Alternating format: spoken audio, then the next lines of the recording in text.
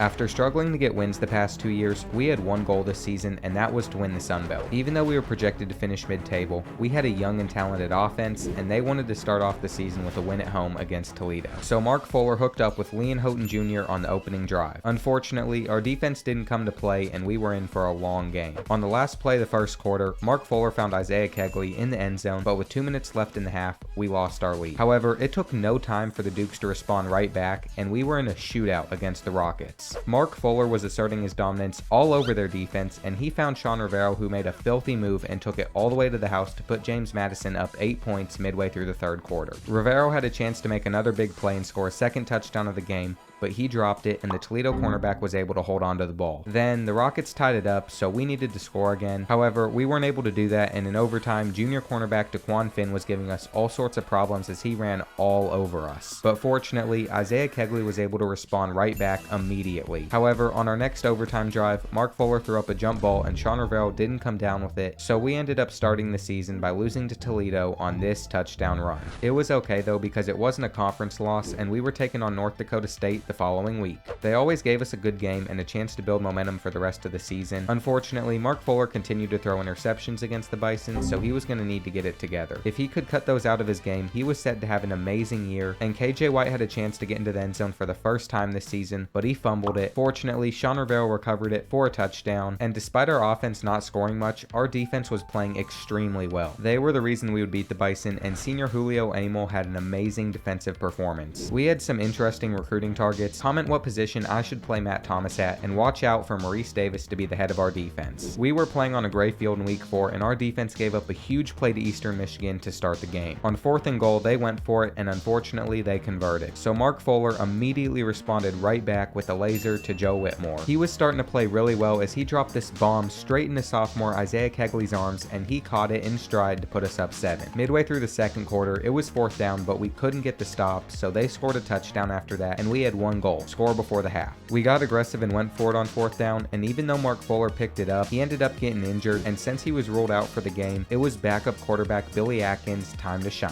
But on the junior's second play of the game, he threw it straight to the Eagles, so it was clear we would have to lean on junior running back KJ White. Him and Billy Atkins made a pretty solid rushing duo as they ran the option to perfection, with KJ White taking it to the house to give us a lead. On a crucial 3rd and 15, Billy Atkins showed off his confidence when the backup bombed the Eastern Michigan defense to find freshman receiver Jarvis Kendrick. From there, KJ White would run it in, and Billy Atkins had done just enough to get us the win. Our last game before conference play was at Cincinnati, and through the first quarter, nobody was able to score. It was clear it would be a defensive game, which ended up making it a really boring one to watch. Unfortunately, our defense finally gave up points at the end of the half, and when we had a chance to score, Mark Fuller threw it straight to Cincinnati. So I put Billy Atkins in the game. Our offense hadn't done anything all day, and it really didn't get any better with our backup playing either. Going into the 4th quarter, we were down 13, but we finally had a spark of offense when sophomore wide receiver Sean Rivero outran the Bearcat defense and caught this 53-yard bomb. So we were able to get right back in the game, at least until Cincinnati ran out a ton of clock and scored this touchdown. Surprisingly, it still wasn't over though, as Troy Lewis made this incredible contested catch to get us down the field, and then KJ White ran it in. But the onside kick went terribly for us, and we left Nippert Stadium 2-2. I honestly had no clue which quarterback to start, but I went with Mark Fuller for one more week. Sunbelt Conference play was starting, and we needed to win if we wanted to make the conference championship. It was so important that we would start Sunbelt play with solid momentum, and it felt like we had some after sophomore receiver Leon Houghton Jr. made this huge play. He transferred from Maryland, and he was already making a major impact. Because of him, we got on the board first, and then our defense got this big stop on 4th down a couple minutes later. After Mark Fuller got stopped short on this 3rd down play, we went for it on 4th down, but we failed. To open up the second half, Troy finally got on the board, and then Mark Fuller made one of the dumbest reads ever by giving the Trojans a free touchdown a couple plays later. He was pulled immediately, and Billy Atkins was given another chance to take Mark's job. This week, he wasted no time to get it going as he let this rocket fly and watched Leon Houghton Jr. come down with it for the 58-yard play. He didn't want to blow his opportunity, and it showed. Unfortunately, with a few minutes left in the 4th quarter, Troy took the lead on this play, but even with the pressure on him, it didn't faze Billy Atkins one bit. He led James Madison all the way down the field and snuck it in to tie the game. But after Troy scored a 73-yard touchdown. He had little time to respond back. Billy Atkins went out and tried his best to get us down the field in limited time, but in the end, he couldn't get it done. I made the most controversial decision against Louisiana Monroe as we had a new starting quarterback. QB1 was now Billy Atkins' job to lose, and he was not off to a good start against the Warhawks. But after he got the pregame jitters out, he ended up being fine. Billy Atkins was able to take over by delivering dots all over the field with ease like this one. And he was finally starting to find his rhythm, but our defense collapsed right before halftime, so it was a close game. Fortunately, we had amazing receivers like Sean Rivero that would make insane contested catches like this, and all was well against Louisiana Monroe. But in the fourth quarter, Billy Atkins dropped back and got hit as he threw it away, and he left the game with an injury. So Mark Fuller came into the game, and he immediately made an impact, throwing this touchdown. All he did was help us secure the win against the Warhawks, but I didn't know which QB to stick with. The following week, we played Georgia Southern at home, and I decided to start Billy Atkins at QB against the Eagles over Mark Fuller. He was off to an amazing start when he found a wide open Sean Rivero for 6, and at the beginning of the second quarter, KJ White took this halfback screen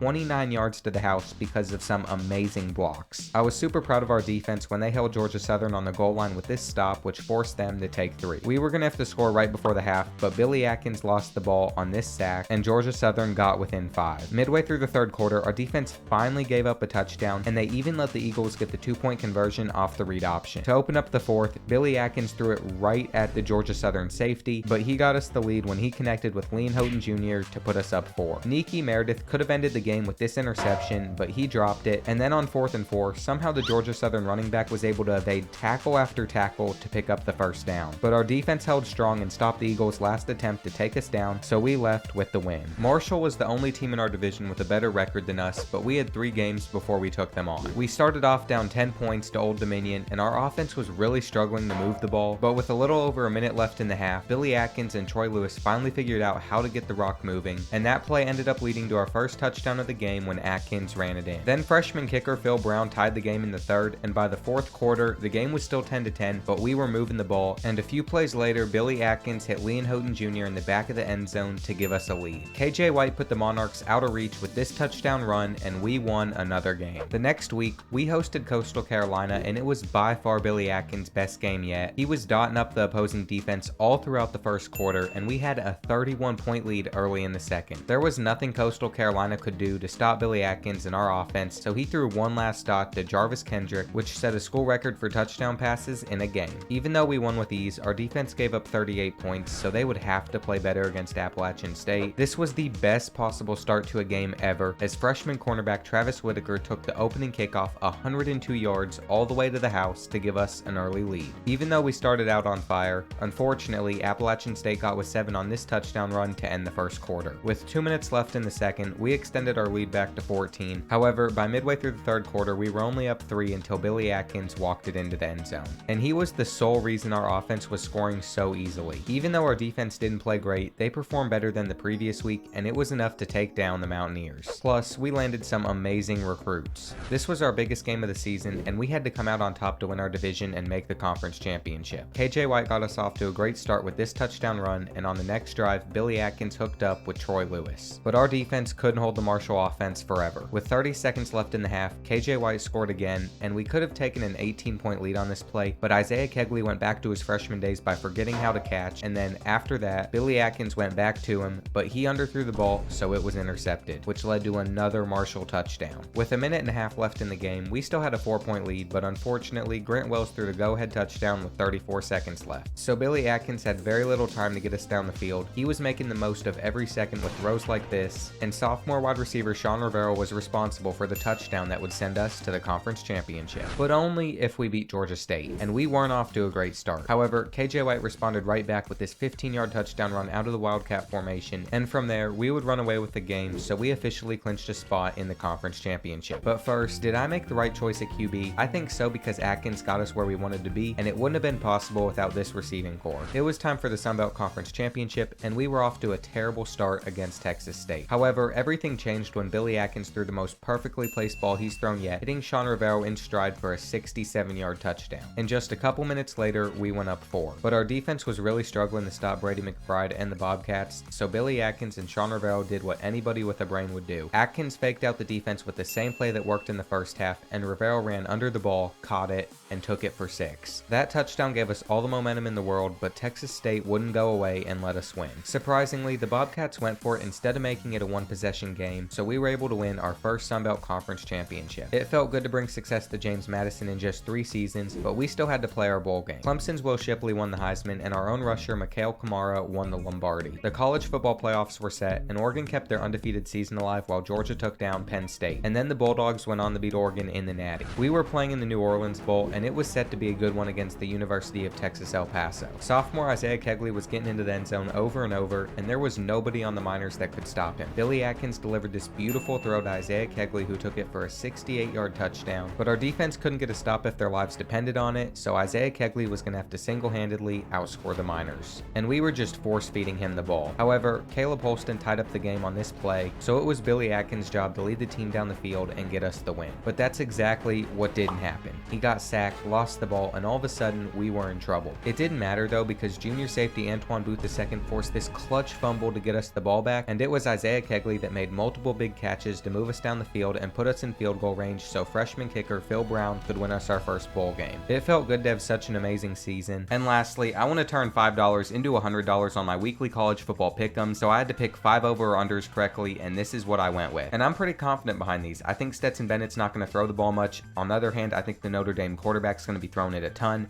I think Ohio State's going to be running it down Notre Dame's throats, and I think Bo Nix is going to go out and just sling the rock. If you want to play along, click the first link in my description. Underdog Fantasy will double your first deposit up to $100 if you use code Bordeaux, and good luck to all of you.